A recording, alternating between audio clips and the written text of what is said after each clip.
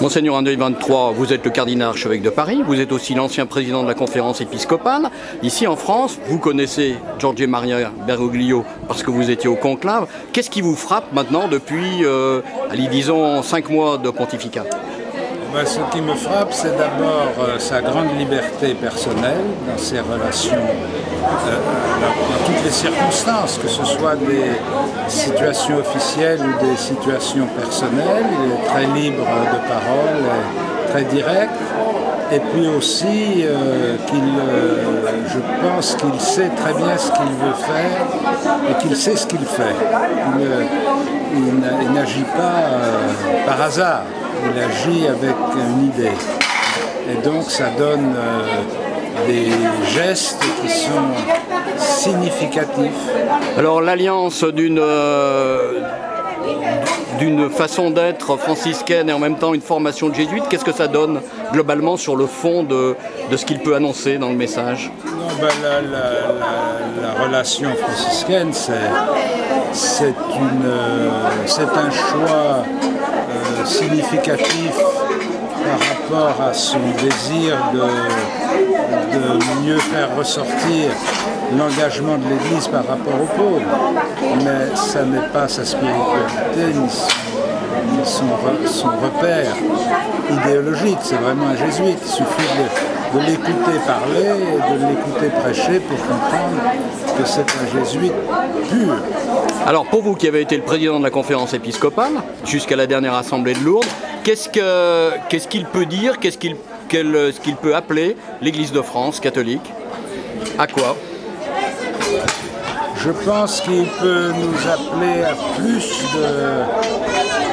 d'implication dans le service des pauvres. Je pense qu'on a eu des périodes relativement difficiles dans les années écoulées, qui se continuent aujourd'hui, et en particulier que nous sommes dans une société où les gens ont tendance à défendre les acquis qu'ils ont pu obtenir sans s'occuper de savoir qui les paye. Et donc ça, je crois que c'est un problème de justice auquel on est confronté, qu'il y a peu de gens qui ont la liberté de le dire et que nous devons le dire.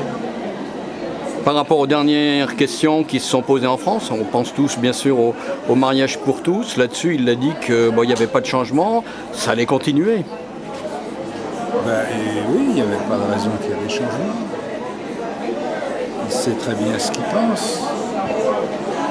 Et il l'a dit à plusieurs reprises, donc c'est pas du tout une surprise. Quant à la place des femmes, sans parler d'ordination ministérielle, qu'est-ce qu'elle peut être quand on relit les textes de Vatican II ? Les textes de Vatican II ne disent pas grand-chose là-dessus. On peut toujours aller fouiller et trouver une phrase par-ci. Sur la place des laïcs, globalement. La place des laïcs, c'est pas pareil. Mais la place des femmes, c'est une question qui est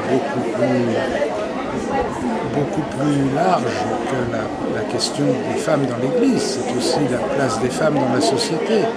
C'est-à-dire, on vit quand même et on agit sous la pression d'un modèle de féminisme qui est de considérer que l'égalité de droit correspond à une identité de fait.